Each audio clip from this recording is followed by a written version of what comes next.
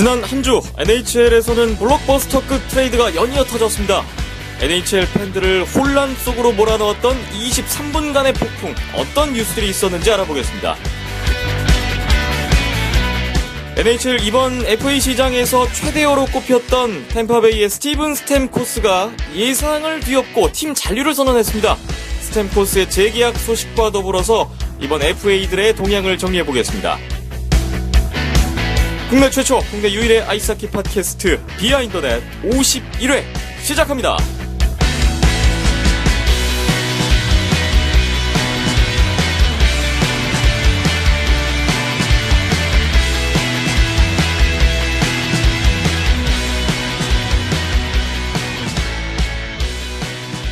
비하인더넷 51회입니다. 오늘 7월 6일 수요일 오후에 녹음 진행되고 있습니다. 저는 김태범이고요. 오늘도 박힘찬 PD, 이연섭 기자와 함께하겠습니다. 7월의 첫 녹음이군요. 요 며칠 계속 비가 많이 와서 진짜 장마구나 싶었는데 오늘 이제 좀 날씨가 개는 모습이에요. 7월의 첫 녹음이기도 하고 또 새로운 좀 마음가짐을 다지게 되는 날씨도 그렇고요. 예, 그런 마음으로 오늘 또 51회 출발을 해보겠습니다. 먼저 손상호 기자 연결해서 이야기 나눠볼 텐데 앞서 오프닝에서 말씀드린 대로 정말 대단한 트레이드들이 연이어 터졌던 지난 한 주였습니다. 캐나다 밴쿠버에 있는 손상호 기자 바로 연결해 보겠습니다. 손상호 기자님, 안녕하십니까? 네, 안녕하세요. 네, 저희가 지난주에 7월 1일에 열리게 되는 FA에 대해서 얘기를 나눴었는데요.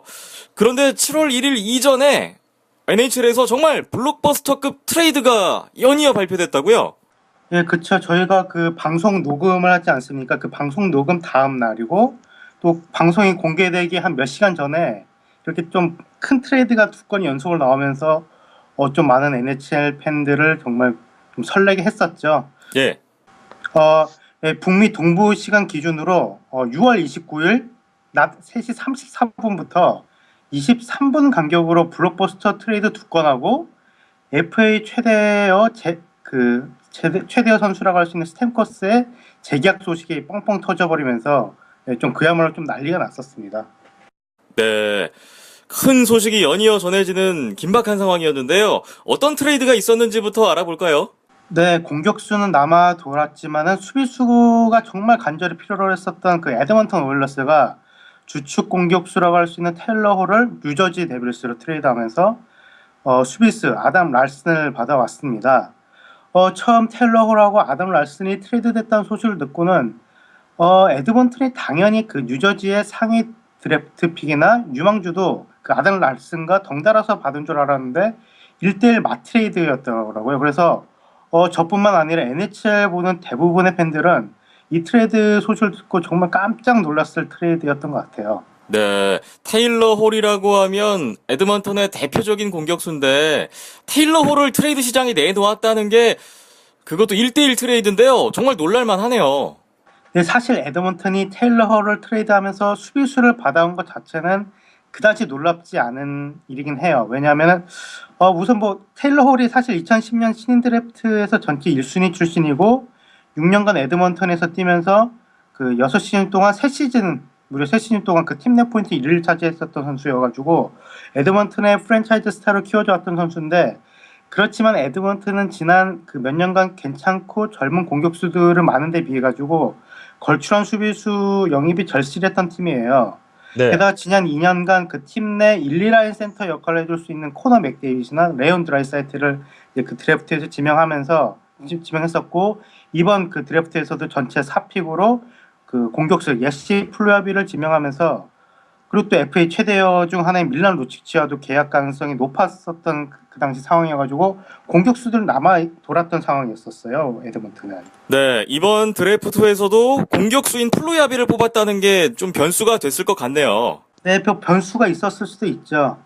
그래서 에드먼튼은 2011년 전체 1순위 출신의 센터인 라이언 요진 호킨스나 윙어 조던 에벌리, 그리고 2012년 전체 1순위 출신이었지만은 거의 망한 지명이 되어버린 공격수 나일 야쿠포프 같은 선수들을 대가로 수비수 영입에 힘썼었는데, 하지만 그 NHL 만년 꼴찌팀 에드먼턴에 뛰면서 패배의식에 젖어 있었고 공격 스탯도 점점 예상보다는 좀 내리막을 타고 있었던 이런 선수들을 원하는 팀들이 별로 없었었나 봐요. 게다가 에드먼튼은 수비수 영입이 정말 좀 노골적으로 절실했던 상황이어가지고 다른 팀들 상황에 그 입장에서는 좀 글쎄요, 좀 에드먼튼이 그 좀 원하는 선수들을 그 알고 있었기 때문에 좀 이런 걸 갖다가 좀 이용을 했었기 때문에 에드먼튼 입장에서는 트레이드하기가 쉽지 않았을 거예요. 그래가지고 네. 글쎄요, 그 야코포프 경우에는 그 가격이 낮아질 대로 낮아져가지고 드래프트 3라운드 지명권이면 팔 수 있다는 의지가 있었는데도 불구하고 팔지가 않았었어요. 아, 상황이 여의치 않다 보니까 급기야는 테일러 홀이라는 정말 다른 팀들이 땡길 만한 카드가 이렇게 나올 수밖에 없었던 그런 분위기네요. 네, 뭐 백데이빗 이전까지는 그 에드먼튼의 공격진의 에이스라고 할 수 있었던 테일러 홀인데요. 사실 그 테일러 홀을 팔려고 하진 않았을 거예요, 에드먼튼 입장에서. 하지만 그 에벌리나 라인 요징 호키스 이런 선수들이 팔리지 않자 결국 그 테일러 홀을 트레이드할 수 있다는 루머가 들리더니 결국 트레이드가 됐어요. 뭐 테일러 홀은 그 지난 13-14 시즌에는 75경기에서 80포인트를 올렸었고 지난 시즌에서도 그 65포인트를 올리면서 팀 내 포인트 1위를 차지했었고 아직 그 만 24살의 올스타급 레프트 윙어거든요. 그러나 지난 시즌 초반 맥데이빗과 같은 라인에서 시험을 해봤지만 손발이 맞지 않은 느낌이었었고 그리고 지난 시즌을 제외하고는 좀 불운한 부상이 계속 시달렸던 이유도 있었어요. 그래서 텔러 홀이 정말 드래프트 됐을 당시에만 해도 정말 스타 선수라고 정말 그 많은 기대가 됐었는데 그런 그 평가에 비해서는 뭐 꼴찌팀 에드먼튼에서만 계속 뛰었는지 몰라도 2010년 그 당시 평가에 비해서는 성장이 그다지 되지 않았던 선수였던 것 같아요. 네. 이번에 마트레이드된 수비수 아담 라스는 어떤 선수인가요? 네, 아담 랄슨 이 선수는 2011년 드래프트 전체 4순위 출신의 스웨덴 수비수예요.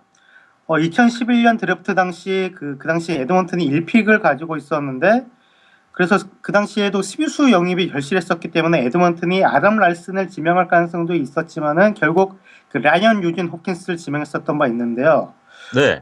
NHL 5년 차인 아담 랄슨은 좀 예상보다는 성장이 더뎠어요. 그 드래프트 당시만 해도 그 스웨덴 수비수였고 뭐 NHL 수비 정말 그 전설적인 수비수인 니클라스 리스트롬을 연상시키는 수비수로 평가를 받았었는데 그런 평가에 비해서는 좀 성장이 더뎠고 2년 전만 해도 마이너리그를 좀 오가면서 좀 활약을 하다가 지난 시즌을 기점으로 이제 좀 팀 내 확고한 탑 2에서 4급 수비수로 성장을 했었어요. 네. 190cm의 큰 체격하고 좋은 스케이팅 그리고 패싱 능력 그리고 또 좋은 하키 센스를 갖고 있지만은 그래서 그 공격적으로는 여전히 성장하지 못한 상태예요. 지난 시즌에는 82경기에서 18포인트밖에 올리지 못했었거든요.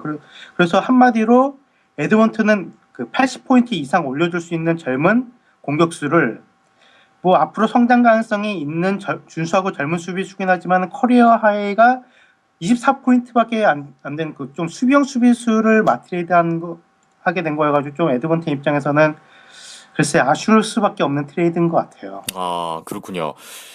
트레이드가 이루어지면 항상 뒷얘기도 무성하게 마련인데요. 양팀 팬들이나 주변 반응은 어떤가요? 이 트레이드는 정말 한쪽으로 너무 쏠린 트레이드란 평가가 많죠.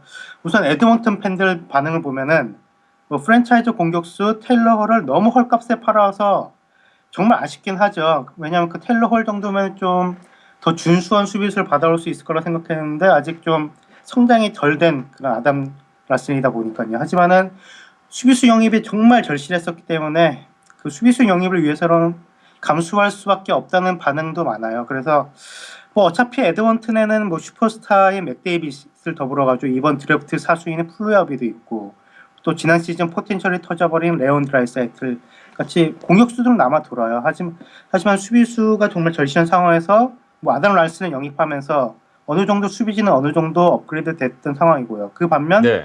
뉴저지는 지난 시즌 팀 득점이 리그 꼴찌였거든요. 그리고 또 팀 내 이렇다 할 스타 선수들도 없었는데 테일러 홀을 영입하면서 공격진도 업그레이드됐고 프랜차이즈 스타감을 영입하게 되면서 뉴저지 입장에서는 참 이득을 많이 본 트레이드 같아요. 보니까 네. 에드먼튼의 현재 그 단장인 피터 치얼리는 단장은 그 보스턴 단장을 오랫동안 역임한 적이 있었는데 보스턴 단장 당시에 그 2010년 드래프트 전체 2픽으로 뽑았던 타일러 세긴을 헐값에 댈러스로 트레이드했던 경험이 있었죠. 근데 이번에는 또 2010년 드래프트 전체 1픽인 테일러를 또 헐값에 트레이드하면서 2010년 드래프트 최대어라고 할 수 있었던 그 타일러 세긴하고 테일러를 모두 트레이드를 한 단장이 좀 되어버렸네요. 에드먼턴의 피터 치알리니 단장에게 또 독특한 이력이 하나 추가됐네요. 자, 오늘 빅 트레이드 소식에 대해서 이야기를 나누고 있는데 먼저 첫 번째 트레이드 얘기를 나눠봤고요. 잠깐 쉬었다가 또 다른 트레이드 소식 들어보겠습니다.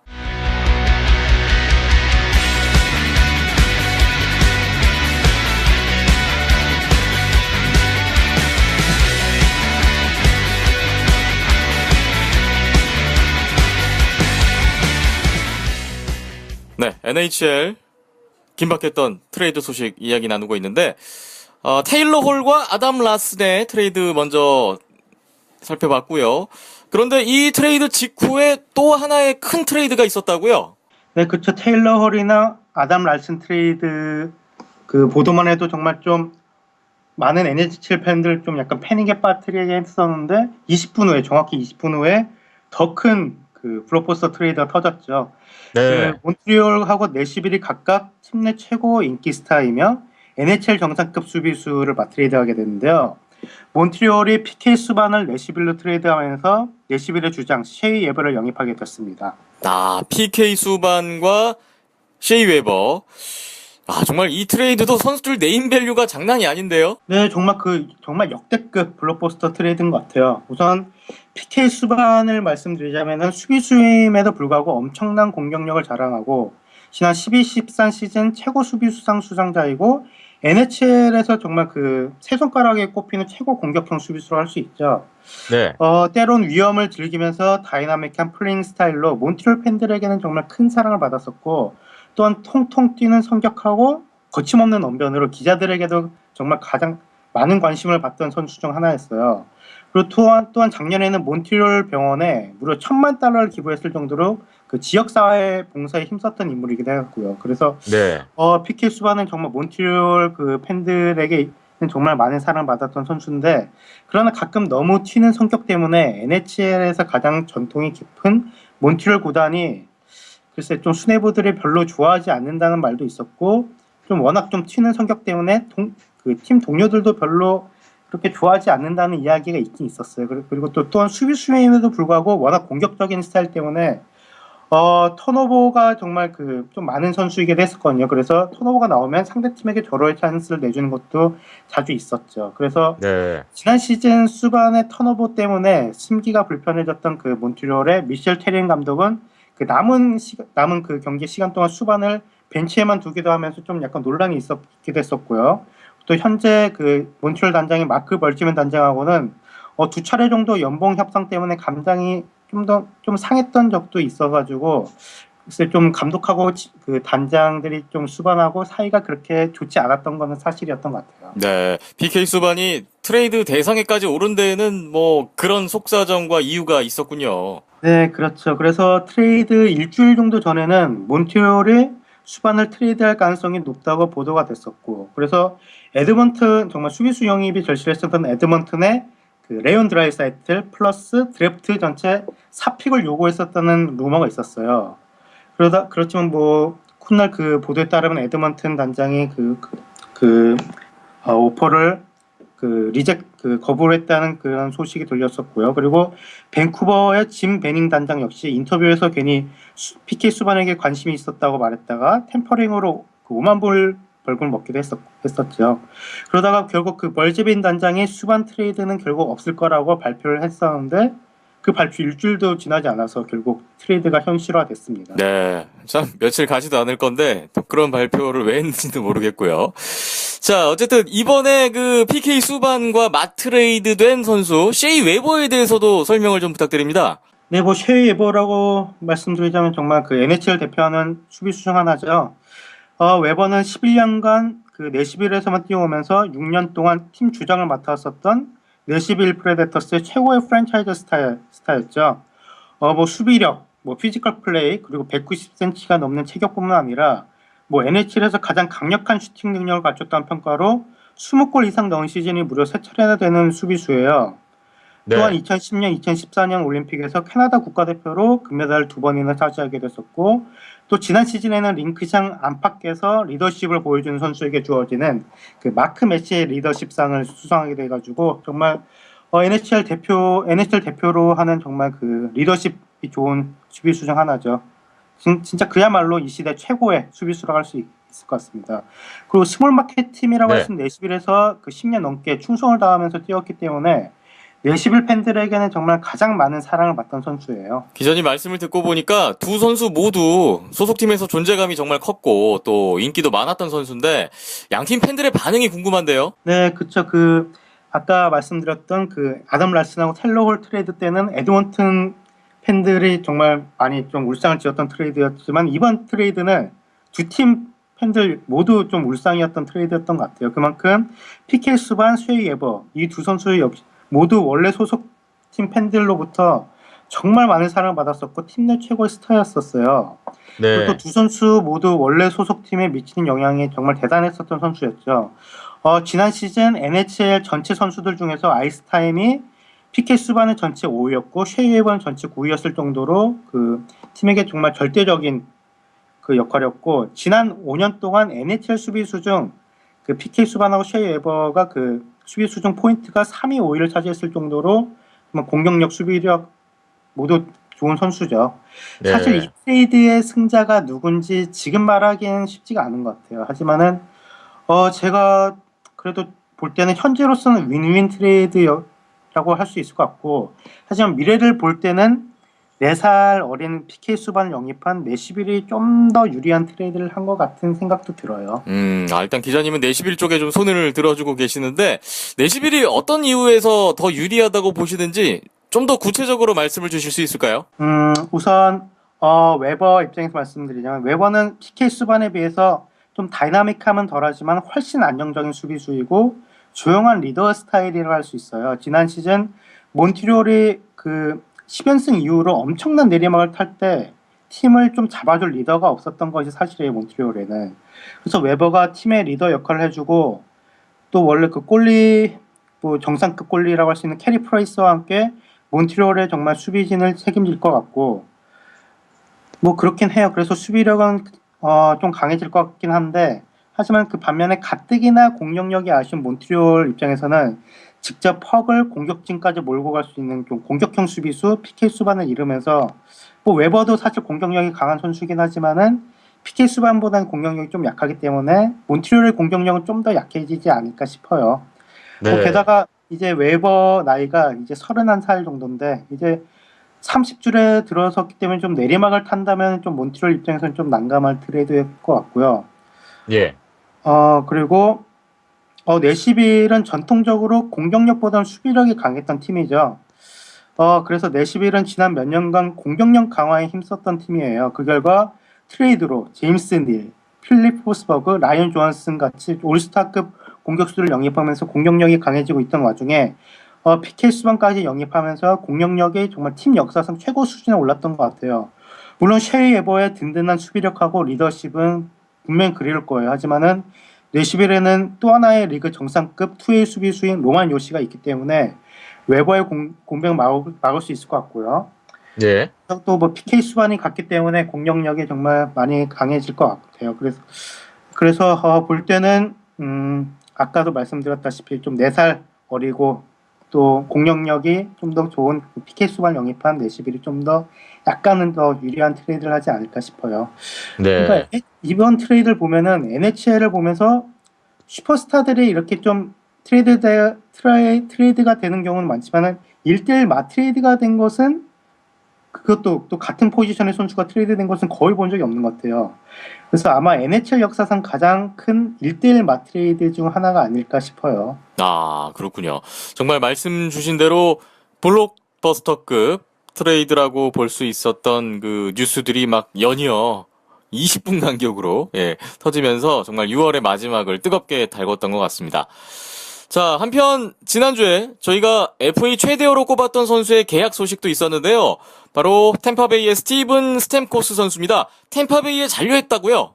네, PK 수반 쉐이 에버 트레이드 소식 3분 후에, 정확히 3분 후에 또 하나의 속보가 나왔는데 바로 스티븐 스테코스가 FA가 되는 날 3일 남기고 템파베이와 재계약을 한 것인데요. 뭐 스탠코스 재계약 소식이 들렸던 날 오전까지도 또 토론토 구단 고위층과 식사를 했다는 보도도 있었고, 뭐 디트로이트가 스탠코스를 잡기 위해서 올인한다는 소식이 나오더니 좀 뜬금없이 좀 재계약 소식이 나왔던 것 같아요. 그것도 생각보다 아주 저렴한 간격으로 그 계약을 맺었죠. 네. 토론토로 갈 것이냐, 뭐 아니면 어디든 갈 것 같은 그런 분위기였는데 잔류 선언이 좀 의외인데요. 어떻습니까? 뭐 의외라고 할 수도 있고, 제가 뭐 지난주에도 말씀드렸다시피 그 템파베이를 떠날 가능성과 그 다른 팀으로 간 가능성이 50대 50이라 생각했는데 결국 템파베이에 남았네요. 네. 그래서 템파베이는 이번 FA 시장에서 이렇다 할 움직임이 없었음에도 불구하고 이번 오프 시즌 최대 승자로 꼽히는 이유가 바로 스티븐 스탠코스를 좀 저렴한 가격에 재계약을 했고요. 또 다음 시즌 이후 FA가 되는 뭐 리그 정상급 수비수인 빅터 헤드맨도 장기 재계약을 맺었고요. 그리고 미래의 넘버원 골리라고 할 수 있는 그 안드레이 바슬레브스키도 재계약을 했고요. 그리고 또 연봉만 많이 잡아먹고 쓸모가 없었던 수비수 맷칼 같은 선수를 바이아웃으로 정리를 하면서 이제 그 앞으로 좀 니키타 쿠체로프나 알렉산더 킬론 이런 그 주축 두 선수들 재계약에 남아 있고 FA까지 1년 남은 꼴리 벤 비숍을 어찌할지 결정해야 하긴 하지만은 현재로서는 그 팀파베이의 스티브 아이저맨 단장이 정말 그 알찬 그 이번 오프 시즌을 보냈던 것 같아요. 그래서 네. 어쨌든 뭐 작년 준우승 그리고 지난 시즌에는 그 4강 팀인 템파베이는 이제 주장 스탬코스를 지키면서 계속해서 우승 후보로 남게 되었고요. 그래서 여러모로 뭐 템파베이 입장에서는 정말 성공적인 오프 시즌을 보내고 있는 것 같고요. 그래서 뭐 테일러 전체적으로 그 총평을 드리자면은 테일러 홀 아담 랄슨 트레이드 그리고 또 PK 수반 쉐이 에버 트레이드 스탬코스 재계약 소식이 23분 만에 터졌어요. 그래서 이 23분이 NHL 역사상 가장 혼란스러웠던 23분이 아니었을까 그런 생각이 듭니다. 아, 참 이름만으로도 NHL 팬들을 들썩이게 할 만한 그런 선수들의 소식이 23분간 안에 막 터지면서 정말 대단했던 뜨거웠던 지난 한 주가 됐던 것 같습니다. 자, 오늘 손상호 기자님과 지난주 그 긴박했던 혼란스러웠던 23분에 대해서 얘기를 나눠봤습니다. 아직 뭐 미계약자 선수들이 조금 남아있긴 한데 또 다른 소식들을 좀 기다려 봐야 될 것 같고요. 오늘 손상호 기자님은 이만 여기서 보내드려야 될 것 같습니다. 자, 오늘도 굵직굵직한 소식 감사했고요. 다음 주에 또 뵙겠습니다. 오늘 고맙습니다. 네, 다음 주에 뵙겠습니다.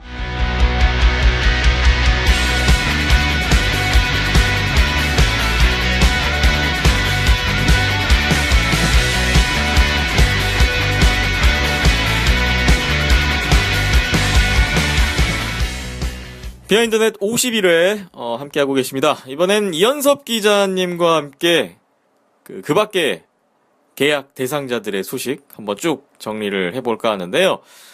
7월 1일이었습니다. 그 FA 시장이 열리는 날이었는데 일단 스탬코스가 뭐 그 이전에 계약 소식이 전해졌고 뭐 전체적인 분위기가 좀 어땠는지 궁금한데요. 예, 7월 1일부로 이제 자유계약 시장이 시작될 예정이었습니다. 이전에 스탬코스 선수가 원소속팀과 재계약을 한다는 소식이 나왔어요. 그래서 이것 때문에 전반적으로 이제 시장이 좀 위축되지 않을까 이런 생각을 했는데 많은 계약으로 전혀 그렇지 않은 괜찮은 분위기의 자유계약 시장이었습니다. 네. 그 7월 1일 시장 오픈 이전에 또 계약자들이 더 있었죠. 예, 시장 이전에 재계약들을 일단 몇 건 살펴보드리면요. 자유계약 시장 열리기 전에 이제 재계약이 계속 줄을 이었습니다. 아까 말씀드렸다시피 템파베이가 스탬코스 선수를 8년 계약으로 묶었고요. 그리고 빅토르 헤드만 선수까지 8년 계약으로 묶으면서 공수 양면에서 최고의 스타들을 묶으면서 전력을 강화하는 데 성공을 했습니다. 이후에 2013년에 내슈빌로 트레이드된 팀의 에이스 공격수인 필립 폴스베리 선수 역시 소속팀과 6년 재계약을 맺으면서 이제 내시빌의 공격을 또 다시 이끌어낼 예정이고요. 더불어 내시빌에서 작년 트레이드 됐었죠. 시즌 중간에 이제 라이언 조한슨 선수와 트레이드 됐었던 세스 존스 선수 역시 소속팀인 콜럼버스와 6년 재계약을 맺으면서 시장이 열리기도 전에 주축 선수들이 원 소속팀과 계속 재계약을 하면서 시장을 달구었습니다. 네. 그리고 앞서도 얘기가 나왔는데 테일러 홀을 트레이드로 내보낸 에드먼턴이 또 계약 소식이 있었어요. 에드먼턴이 밀란 루치치 선수를 영입을 했습니다. 그래서 테일러 홀 선수의 공백을 약간이나마 메우려는 움직임을 보였는데요. 루치치 선수라고 하면 NHL을 대표하는 파워포워드 중 한 명입니다. 이제 191이라는 큰 키에 매 시즌 이제 20골 이상을 안정적으로 넣어줄 수 있는 선수라고 할 수 있는데요. 에드먼튼의 약점이라고 하면은 역시나 좀 터프한 탑6 공격수라고 할 수 있는 그 선수들이 부족했었습니다. 하지만 이 문제를 한 번에 해결해 줄 수 있을 법한 영입이라고 할 수 있을 것 같고요. 이제 드라이사이틀이나 맥데이비드 선수와 손발을 맞출 가능성이 굉장히 커 보이는데 이들의 이제 보디가드 역할까지 완벽하게 해줄 수 있을 것으로 보입니다. 네. 루치치의 합류가 또 에드먼턴에 어떤 영향을 줄지 더 궁금해지네요. 그리고 그 KHL 출신 선수들의 또 이동도 있었는데 뭐 아르테미 파나린 선수를 또 연상케 하는 또 그런 또 큰 이슈가 될 수도 있지 않을까 싶습니다. 이번에 그 KHL 출신인데 NHL로 들어간 선수가 또 있었죠? KHL 최고의 선수라고 할 수 있는 알렉산드르 라들로프 선수가 NHL에 재입성한다는 소식이 나왔습니다. 이제 2011-2012 시즌에 원 소속팀에서 굉장히 실망스러운 모습을 보여줬었습니다. 이제 원 소속팀이 내시빌이었는데 그 당시 내시빌 플레이오프에서 정말 이제 통금 같은 통금도 깨고 이러면서 좀 팀 분위기를 저해하는 모습을 보이면서 다시 KHL로 복귀했었던 과거가 있는데요. 이제 몬트리올이 이런 위험을 감수하고도 라들로프 선수와 1년 재계약에 성공을 했어요. 이제 라들로프 선수는 KHL에서의 성적이 말해주듯이 이제 KHL 성적을 보시면 391경기에서 169골에 323어시스트라는 굉장히 좋은 성적을 냈습니다. 네. 이것은 결국 공격에서 확실한 존재감을 과시할 수 있는 선수라고 할 수 있는 거거든요. 하지만 아까 말씀드렸듯이 라커룸에서나 사생활적에서 굉장히 큰 문제를 보인 전례가 있기 때문에 조금 조심스러운 계약이 되지 않을까 싶었습니다. 그리고 경기 내적으로 보면은 수비에서는 굉장히 큰 도움이 안 되는 선수이기 때문에 팀 입장에서는 정말 모험수라고 볼 수 있습니다. 하지만 지금 셰이버 선수가 지금 또 몬트리올로 트레이드가 됐죠. 그래서 결국은 또 이 두 선수가 다시 재결합을 하게 되었는데요. 이 셰이버 선수가 예전에 이제 라들로프 선수가 다시 KHL로 떠날 시절에 좀 아쉬운 인터뷰를 가진 바가 있었습니다. 이제 이런 것에서 이제 두 선수가 다시 재결합을 하는데 이게 좀 긍정적인 결과를 불러일으킨다면 몬트리올 입장에서는 정말 괜찮은 계약이 될 수도 있을 것 같습니다. 그렇군요. 알렉산드르 라드로프 선수가 또 NHL로 재입성을 했다는 소식이 있었고요. 이번에는 좀 팀별로 살펴보면 어떨까 싶습니다. 이번 그 FA 시장에서 눈길을 끌었던 주목받았던 팀이 있다면 어떤 팀들이 있을까요? 우선 처음으로 말씀드리고 싶었던 팀은 이제 디트로이트입니다. 좀 조용하면서 내실이 있었다고 좀 말씀드릴 수 있을 것 같아요. 디트로이트는 이번 자유계약 시장에서 꽤 활발하게 움직인 팀 중 하나입니다. 영입한 선수들을 확인해 보면은 예전에 아일랜더스에서 뛰었던 프란스 닐센 선수라든지 그리고 미네소타에서 바이아웃된 토마스 바넥 선수 그리고 팀 베테랑이죠. 데런 햄 선수와 세인트루이스의 스티브 오트 선수를 이제 크게 이렇게 네 선수를 영입을 했는데요. 네. 지난 시즌 디트로이트는 공격 에이스였던 파벨 다슈크 선수와 헨릭 세테베르 선수가 굉장히 부진한 모습을 보이면서 그리고 두 선수가 굉장히 나이가 많았어요. 이래서 공격에서 큰 부진을 보였습니다. 근데 지금 영입한 선수들은요, 딱 탑 9 수준에서 준수한 역할을 보일 수 있는 선수, 닐센이나 바넥 선수라든지 3, 4라인에서 이제 터프함과 스피드를 강화할 수 있는 데런 햄과 스티브 오트 같은 선수라고 할 수가 있어요. 확실히 가장 크게 눈에 띄는 선수는 프란스 닐센 선수입니다. 32살의 나이인데 6년 계약이 조금은 마음에 걸리긴 한데요. 닐센 선수는 NHL에서 가장 과소평가를 받고 있는 선수 중 하나예요. 여러 가지 이제 NHL에서 요즘 하고 있는 좀 세이버 매트릭스 이런 부분에서도 굉장히 닐센 선수를 높이 쳐주는 선수거든요. 네. 이제 혹시나 이제 기량이 지금부터 급 저하가 되기 시작한다면 디트로이트 입장에서는 정말 크게 고생할 수 있는 계약이라고 할 수도 있을 것 같은데 그렇지만 않는다고 한다면 괜찮을 것 같고요. 그리고 부진해서 결국 바이아웃 되는 수모를 당했지만 토마스 바넥 선수는 NHL에서 꽤 정상급 스나이퍼 중 한 명이었고 작년도 사실 18골 정도 넣어줬기 때문에 한 이 정도 금액의 재계약 이제 디트로이트 유니폼을 입게 된 것은 디트로이트 입장에서 그렇게 위험한 계약은 아니라고 생각합니다. 그리고 데런 행과 스티브 오트 선수 같은 경우에도 지금 예전 같은 기량은 아니지만 이 선수들이 확실히 팀 공격진의 깊이는 강화해 줄 수 있는 선수거든요. 이제 공격진에서 작년에 많은 문제가 보였기 때문에 이 부분을 해소하는 목적이 가장 큰 것 같은데요. 이 부분만 해소가 되냐면 뭐 26시즌 연속 포스트 시즌 진출도 뭐 가능할 것 같습니다. 네, 26년 연속 기록을 향해서 또 조용했지만 내실 있게 움직였던 디트로이트였습니다. 또 어떤 팀들이 있을까요? 예, 플로리다 팬터스를 일단 처음으로 또 그 다음으로 언급을 드리고 싶어요. 지금 이제 컨텐더를 향해서 간다라고 제가 말씀드릴 수가 있는 것 같은데, 이제 플로리다 팬서스는 작년에 굉장히 큰 성공을 보이지 않았습니까? 이제 디비전 1위까지 거머쥐면서 이제 뭐 리그의 손꼽히는 강팀이 됐죠. 올 시즌 오프 시즌 역시 많은 보강으로 내년 시즌에 데뷔를 좀 시작했습니다. 이제 제임스 라이머 선수와 5년 계약을 성공을 했어요. 제임스 라이머 선수는 이제 뭐 토론토에서도 있었고 작년에 트레이드 돼서 산호세에서 다시 좀 좋은 모습을 보여줬었거든요. 네. 지금 루옹고 선수의 나이가 굉장히 많기 때문에 루옹고 선수가 작년만큼 정말 많은 경기를 출전하기엔 좀 부담으로 느꼈나 봐요. 그래서 좀 루옹고의 백업을 구했다고 생각을 할 수가 있을 것 같고요.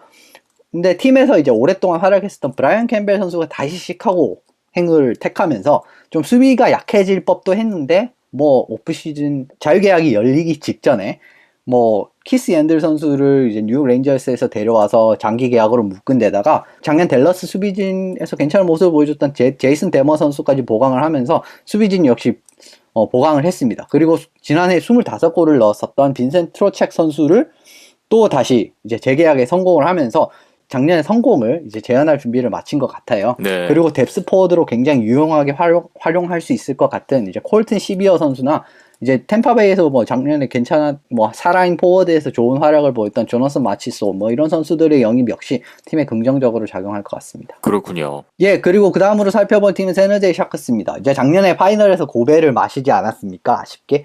네, 이제 보면은 이제 캡 상황이 그렇게 뭐 널널한 편은 아니었기 때문에 큰 보강은 없었지만 뭐 괜찮은 보강이 많았습니다. 이제 2명의 선수를 찍어 드릴 수 있을 것 같은데요. 작년에 이제 애리조나에서 활약을 하다가 콜로라도로 이적을 했었던 미칼 베드커 선수가 FA로 풀렸는데 이 선수를 이제 보강을 했고요. 네. 데이비드 쉔코 선수, 이제 수비수인데 이 선수까지 보강을 했습니다. 베드커 선수 같은 경우에는 지금 산호에서 사실상 1라인이 공고하고 2, 3라인이 약간은 이제 정규 시즌에서 조금 문제가 생길 수 있는데 이 부분을 완벽하게 보강을 해줄 수 있는, 이 부분에서 확실하게 뛸 수 있는 선수라고 생각을 하고요.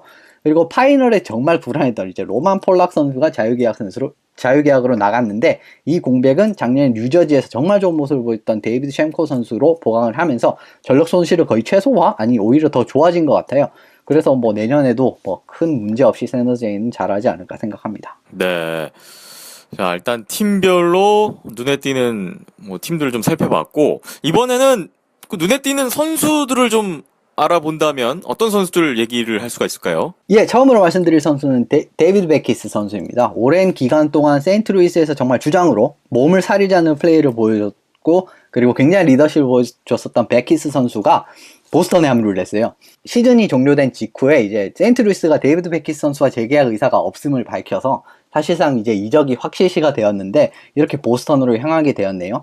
지금 보스턴의 주장이 지데노 차라 선수인데 차라 선수가 지금 약간 예전만 못한 기량을 보여주고 있고 그리고 나이가 적지가 않습니다. 그렇기 때문에 뭐 차기 혹시 뭐 캡틴직을 잠깐 물려줘도 될 것 같고, 예, 이런 뭐 리더십을 확실하게 보강하는 목적도 있었을 것 같고요. 그리고 지금 이 보강으로 인해서 보스턴이 지금 데이비드 크레이치, 패트리스 버저런, 데이비드 베키스라는 탑3 센터가 정말 이상적인 센터진이 구축이 됐어요. 지금 당장의 보스턴의 전력을 보면은 글쎄요, 좀 컨텐더라고는 좀 하기가 힘든 전력이긴 한데 이제 조금만 더 보강을 해낸다면은 의외의 성과를 낼 수 있을지도 모르겠습니다. 네. 그 밖에 또 다른 선수가 있다면요? 예, 그 다음에는 이제 사실상 이번 자유계약 선수 시장에서 가장 뭐 최대어 중에 한 명으로 평가받았던 카이로 포소 선수를 이야기하고자 해요. 오포소 선수가 좀 의외로 7년 계약을 맺고 버팔로로 향합니다. 사실 버팔로라고 하면은 지금은 당연히 컨텐더가 아니고 작년에도 그렇게 뭐 뛰어난 성적을 내지 못했는데 점점 뭐 미래가 기대되는 팀이긴 하죠. 네. 이제 오포소 선수는 최대 이제 60포인트 이상을 기록해줄 수 있는 선수로 굉장히 뛰어난 리그에서도 정말 수준급의 공격력을 지닌 선수입니다. 그래서 지금 버팔로 지금 로스터에 옥포서 선수가 투입이 되면은 정말 적지 않은 도움을 주지 않을 거라 기대를 하고요. 더불어 이제 이제 뉴욕 아일랜드스에 있을 시절에 슈퍼스타 플레이였던 이제 존 타바레스 선수와 좋은 모습을 보여주지 않았습니까? 그래서 뭐 지금 이제 몇 년 뒤가 되겠지만은 이제 잭 아이클 선수가 이 정도 이제 슈퍼스타 플레이어가 된다면은 이제 뭐 옥포서 선수와 정말 좋은 궁합을 보여줄 수 있지 않나 이런 생각이 들긴 해요. 네. 자, 옥포소 선수를 잃은 아일랜더스 입장에서는 좀 어느 정도 타격이 예상이 되는데 어떻습니까? 옥포서 선수를 잃긴 했지만 뭐 아일랜드스 역시 좋은 선수들을 많이 보강을 한 것 같습니다. 뭐 딱 보면 이제 보조 득점원 역할을 해줄 수 있는 선수들을 많이 보강을 했거든요. 앤드류 레드 선수 작년에 이제 다시 시카고로 돌아갔었던 이제 반지를 획득하기 위해 잠시 시카고에 다시 몸을 담았었던 앤드류 레드 선수가 뉴욕 아일랜드스와 재계약을 했습니다. 앤드류 레드 선수는 뭐 파워포워드 역할을 보통 하고 있고요. 그리고 파워플레이나 페널티 킬링과 같은 뭐 다양한 역할에서도 제 몫을 소화해 줄 수 있는 선수라고도 할 수가 있어요. 그리고 공격력도 꽤 준수한 편이고요. 앤드류 레드 선수를 이렇게 처음으로 보강을 했고요. 그 다음에는 이제 제이슨 치메라 선수, 작년 워싱턴의 3라인에서 정말 좋은 모습을 보여줬었습니다. 이 선수가 나이가 그렇게 적지가 않은데 아직도 여전히 스케이팅은 정말 빠르고요. 그리고 몸을 사리지 않는 플레이가 일품인 선수이기 때문에 당장 아이스의 한 3라인 정도에서 정말 눈에 띄는 활약을 해줄 수 있을 것 같고요.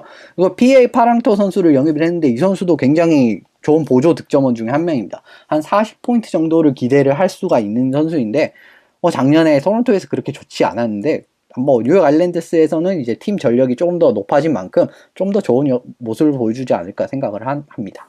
그렇군요.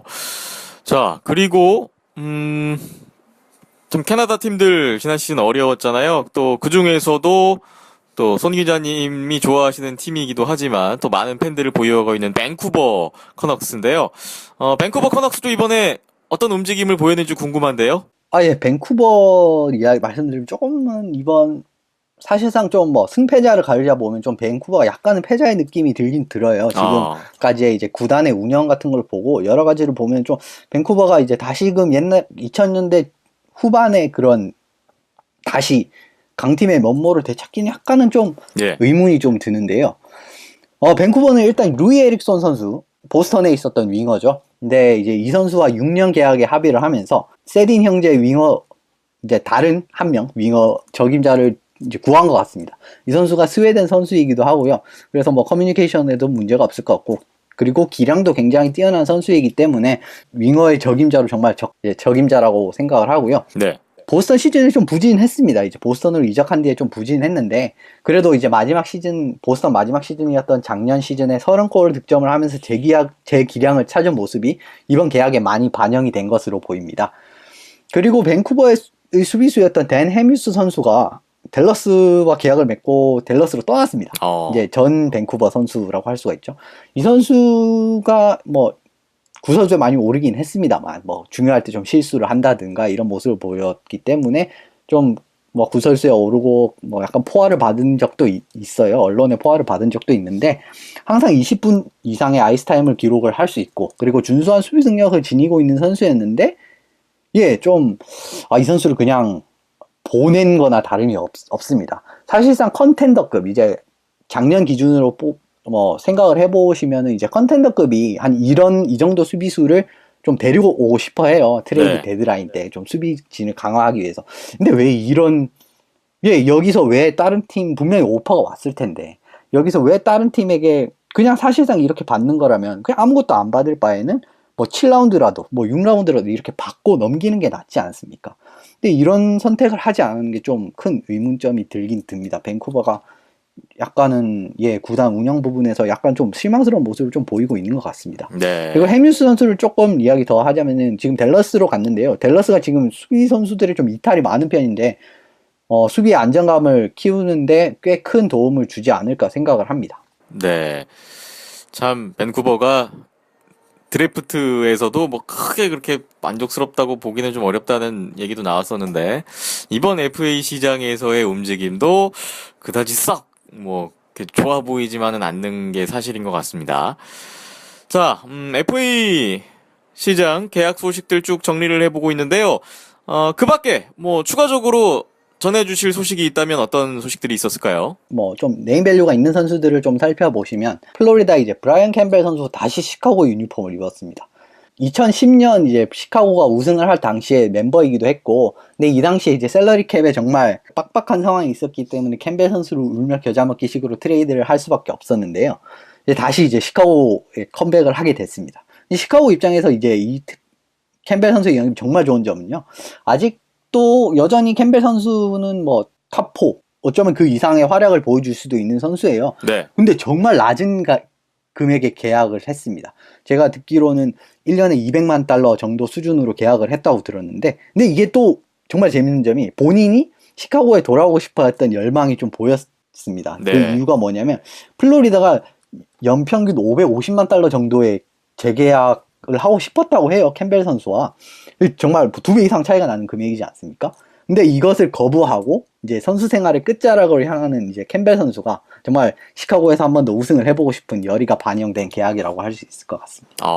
예, 그리고 그 다음 살펴볼 선수는 에릭 스탈 선수죠. 이제 전 이제 트레이드 데드라인을 조명했을 때 언급을 드렸던 선수인데요.